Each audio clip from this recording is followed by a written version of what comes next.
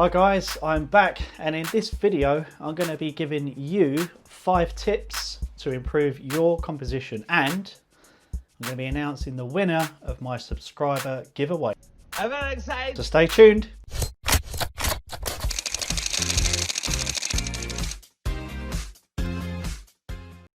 It's been cold this week, hasn't it? Okay, no messing about here, let's get straight into it. Composition. I think it's an area that a lot of us, including me at times, struggle with. You know how it goes, you're at a location, you've got your camera ready and nothing. Something's not quite right. So the first tip I'm going to give you is to think about depth and essentially think three-dimensionally. Wrong kind of 3D. Okay, so what do I mean? A photo is 2D, right? It's flat. But we all see in 3 dimensions. And we can all sense depth using both eyes. Okay, try this. Just bear with me here. Cover up one eye and then look at an object in front of you. You can still see it clearly, but you lose that 3-dimensional space about it. It looks kind of flat. Well, images are exactly that. They're flat. One way to bring that depth back into your images is to place something between you and your subject. If your subject's far away, then all the more reason to put something between you. I don't mean sticking a tree right in front of the middle of your shot, more like adding a foreground interest or a bush or a rock or something. Take a look at these images. This is a shot I took in Norfolk about a year or so ago. You can see the branch in the foreground is to give kind of a sense of scale and depth to the image. Let's take that branch out and see the difference. It's not great, is it? I mean, it's a nice enough image, but it's not really pulling you in, and it doesn't give you much of an idea as to how far away that house really is. So the next time you're around and out taking a photo, have a look around you and see if you can use something to give the viewer an idea, a sense of scale. It will really help your images. Tip 2, keep it straight. So horizons, you've got to keep that horizon level. When we view the world around us, we're usually level-headed, except some people I know, but we won't go there.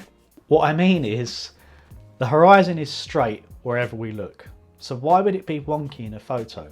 The brain sees a wonky horizon in a shot, and it immediately tries to correct it and knows something's not right. To save the viewer from tilting their head, just take a moment before pressing that button and ensure your horizon is straight.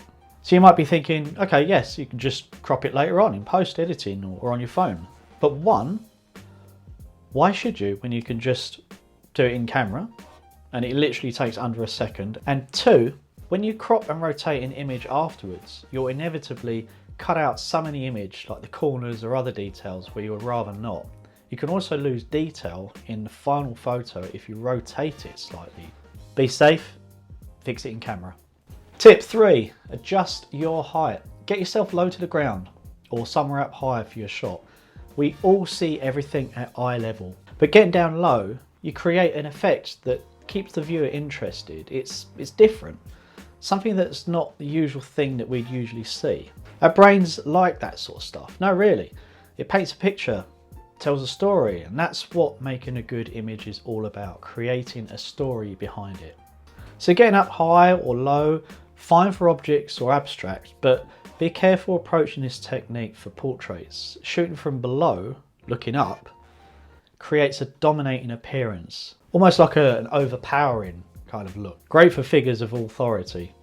While shooting down at your subject, while they look up, can show them in more of a timid, almost vulnerable light. You get that from taking photographs of children or animals, because most of the time they're looking up. So ultimately they're smaller, they're more vulnerable, and that's why we get that kind of vulnerable look whenever you're shooting down at someone. Now, if you are taking photographs of children or animals, try to get down to their height.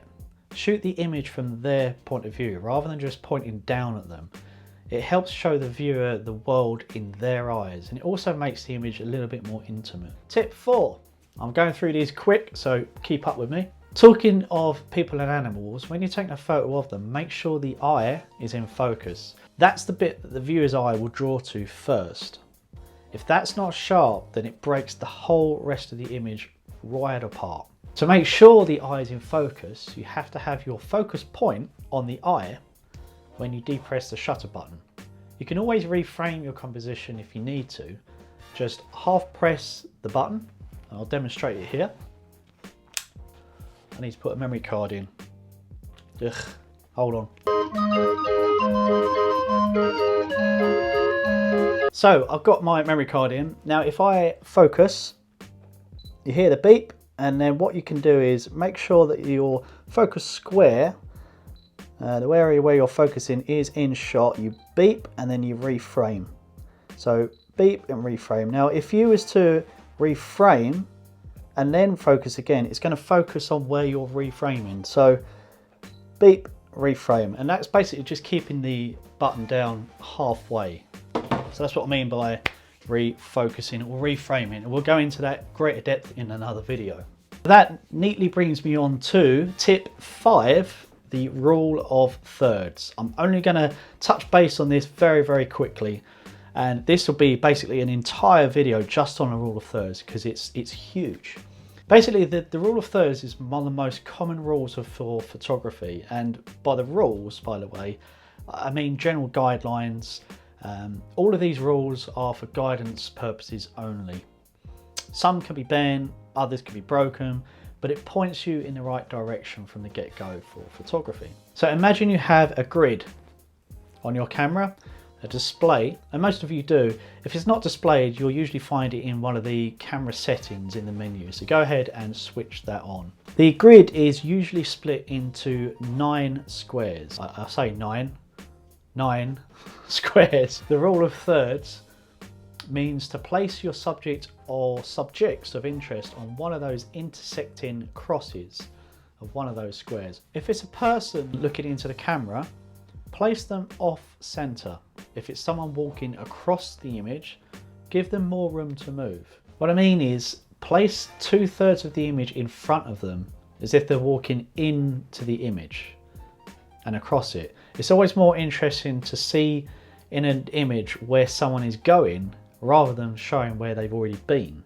If it's a landscape shot and there's a really cool sky going on with a vast fluffy clouds and an amazing sunset or sunrise, then maybe use 2/3 of the frame. Let me just get this right, about 2/3 of the frame for your sky, because that's the most interesting part of the image. And vice versa, if you've got something awesome going on in the foreground and a pretty much dull flat sky with nothing going on, then use the majority of the image for that. Place the foreground 2/3 of the image up the frame and just the sky 1/3 up. Don't keep the horizon smack bang in the middle. It can come across a little bit flat. So just make it a little bit interesting by creating the rule of thirds. Another easy way to view the rule of thirds in everyday life is to go and put the TV on. Now really, you'll see the majority of TV shows, documentaries or movies, the subjects are often placed off center and looking in or moving into the frame. I'll just wait here while you go and have a look. I'm just gonna have a bit of my Starbucks.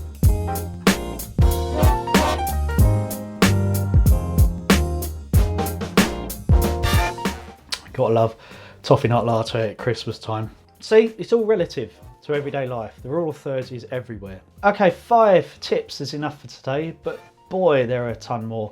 I'll be doing more videos on composition techniques and tips over the coming weeks and months. But right now, we've got a giveaway to do. So, firstly, thank you all for subscribing and taking an interest in my passion. I have reached a subscription level that I didn't even think was possible for me personally in such a short space of time. I've only started to do these videos on a more of a weekly or bi-weekly basis since the beginning of September or so, end of August.